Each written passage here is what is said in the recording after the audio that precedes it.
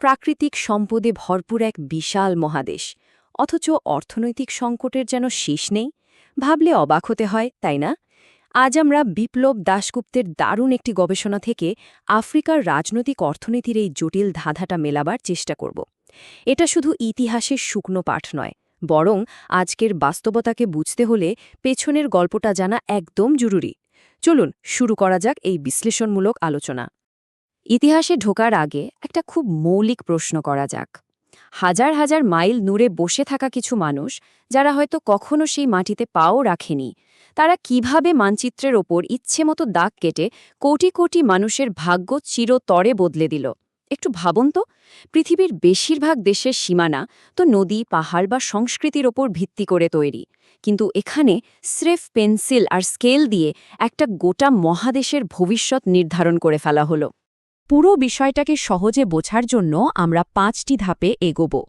শুরুতেই দেখব উৎস আর প্রাথমিক ইতিহাস, এরপর আফ্রিকার দখলদারিত্ব, অর্থনৈতিক শোষণের পেছনের কৌশল, তারপর স্বাধীনতার সেই জোয়ার, এবং সবশেষে আজকের দিনের বাস্তবতা আর সেই ঐতিহাসিক উত্তরাধিকার। প্রথমে আসা যাক প্রথম পর্বে, উৎস আর প্রাথমিক ইতিহাস। সাম্রাজ্যবাদের কালো ছায়া পড়ার অনেক আগে থেকেই কিন্তু এখানকার আর্থ, সামাজিক আর রাজনীতিক কাঠামো ছিল দারুণ গোছানো আর বৈচিত্র্যময়। অনেকেই ভাবেন জায়গাটা বোধহয় একটা ফাঁকা ক্যানভাস ছিল। একেবারেই না। সেখানে অত্যন্ত প্রাণবন্ত জনপদ ছিল, বিশাল সব বাণিজ্য পথ, আধুনিক কৃষি ব্যবস্থা আর চোখ ধাঁধানো সব সাংস্কৃতিক সাম্রাজ্য ছিল। নিজস্ব এই লম্বা ইতিহাসটা অনেক সময় কিন্তু আমাদের চোখের আড়ালেই থেকে যায়। সবচেয়ে আগ্রহের জায়গাটা হল, তখনকার আফ্রিকা কোনো একক জায়গা বা রাষ্ট্র ছিল না, বরং অসংখ্য স্বনির্ভর আর স্বয়ংসম্পন্ন সমাজের একটা অসাধারণ নেটওয়ার্ক ছিল। নিজস্ব শাসন ব্যবস্থা আর স্থানীয় বাণিজ্যের মাধ্যমে তারা বেশ ভালোভাবেই টিকেছিল। এই যে তাদের একটা নিজস্ব স্বনির্ভরতা ছিল, সেটা হঠাৎ করে কিভাবে বাধাগ্রস্ত হল তা না বুঝলে পরবর্তীকালের সংকটগুলো আসলে ঠিকমতো ধরাই যাবে না। এবার আমরা ঢুকছি দ্বিতীয় পর্বে, আফ্রিকার দখলদারিত্ব, মানব ইতিহাসের অন্যতম আগ্রাসী এক অধ্যায়। 1884 সালের বার্লিন সম্মেলন, এখান থেকেই শুরু হয় সেই মনগড়া বিভাজন। এরপর 1890 দশক থেকে শুরু হল লাগামহীন সামরিক অভিযান। আর ভাবা যায়, মাত্র কয়েকটা দশকের ভেতর 1914 সাল আসতে না আসতেই পুরো মহাদেশটাকে ঔপনিবেশিক শক্তিগুলো নিজেদের মধ্যে একেবারে ভাগবাটোয়ারা করে নিল। সেখানকার মানুষ, ভাষা বা ভৌগোলিক সীমানার কোনো তোয়াক্কাই করা হলো না। এর প্রভাবটা একটু খেয়াল করি আমরা। একদিকে ছিল আদি সমাজগুলোর একদম প্রাকৃতিক সাবলীল একটা সীমানা। যুগ যুগ ধরে মানুষ নদী বা পাহাড়কে ঘিরে শান্তিতে বসবাস করছিল। আর হঠাৎ করেই একদিন সকালে তারা আবিষ্কার করল, তাদের চেনা ভূখণ্ডের ঠিক মাঝখান দিয়ে একটা অদৃশ্য রেখা টেনে দেওয়া হয়েছে। জোর করে চাপিয়ে দেওয়া এই কৃত্রিম বিভাজন তাদের সমাজগুলোকে পুরোপুরি খণ্ডিত করে ফেলল। বিপ্লব দাশগুপ্তের একটা দারুণ কথা আছে এখানে। তিনি বলেছেন, সাম্রাজ্যবাদের প্রক্রিয়া স্বাভাবিক মিত্রতাগুলোকে ভেঙে দিয়েছিল এবং কৃত্রিম বিভাজন তৈরি করেছিল। অর্থাৎ শতাব্দীর পর শতাব্দী ধরে গড়ে ওঠার সম্পর্কগুলো নিমেষেই গুড়িয়ে দেওয়া হলো। আর এই সাম্রাজ্যবাদের শেকড়টাই কিন্তু পরবর্তী কয়েক দশকের যত রাজনৈতিক অস্থিরতা আর সংঘাতের মূল কারণ। এবার চলুন তৃতীয় পর্বে, অর্থনৈতিক শোষণের কৌশল। বিভাজন তো হল, কিন্তু এর পেছনের আসল উদ্দেশ্যটা কি ছিল? সত্যি বলতে, উপনিবেশ তৈরি করাটা স্রেফ ক্ষমতা দেখানো বা মাটি দখলের খেলা ছিল না। এটা ছিল নিখাত অর্থনৈতিক এক ফাঁদ। মূল টার্গেট ছিল মহাদেশের সমস্ত মূল্যবান সম্পদ ছাঁকনিতে ছেঁকে বাইরের দেশে পাচার করে দেওয়া। আফ্রিকাকে আক্ষরিক অর্থেই একটা বিশাল খনি আর কাঁচামালের গুদাম বানিয়ে ফেলা হলো, যাতে দূরবর্তী সাম্রাজ্যগুলোর অর্থনীতি একেবারে ফুলে ফেপে ওঠে। পার্থক্যটা দেখলে রীতিমতো অবাক হতে হয়। একদিকে পাহাড় সমান খনিজ সম্পদ আর অর্থকরী ফসল লুটেপুটে বাইরে নিয়ে যাওয়া হচ্ছে, আর অন্যদিকে স্থানীয়দের জন্য বিনিয়োগ বা সম্পদ সৃষ্টি একেবারে শূন্যের কোঠায়। যে 2-4টে রাস্তা, রেল লাইন বা বন্দর বানানো হয়েছিল, সেগুলো কিন্তু সাধারণ মানুষের উপকারের জন্য নয়, বরং ওই লুট করা সম্পদগুলোকে দ্রুত সমুদ্র বন্দরে পৌঁছে দেওয়ার জন্যই বানানো হয়েছিল। ঠিক ওই শাসনামলের শেষ পর্যায়ে এসে যদি দেখি, সম্পদ পাচারের একটা নাটকীয় ঊর্ধ্বগতি চোখে পড়ে। সম্পদ বাইরে চলে যাওয়ার এই রকেট গতি স্থানীয় অর্থনীতিকে একেবারে নিংড়ে ছিবড়ে করে দিয়েছিল। দশকের পর দশক ধরে চলা এই অবিশ্বাস্য পরিমাণ সম্পদ পাচারের ফলে সেখানকার অর্থনীতি পুরোপুরি পঙ্গু আর পরনির্ভরশীল হয়ে পড়ে। এর বিশাল একটা মাসুল কিন্তু আজও গুনতে হচ্ছে। এরপর আসব চতুর্থ পর্বে, স্বাধীনতার ঢেউ। এত শোষণের পর তো একটা জোরালো প্রতিক্রিয়া আসবেই, তাই না? এই নির্মম শোষণের অবশ্যম্ভাবী ফল হিসেবেই জন্ম নিয়েছিল তীব্র আর বহুমুখী সব প্রতিরোধ আন্দোলন।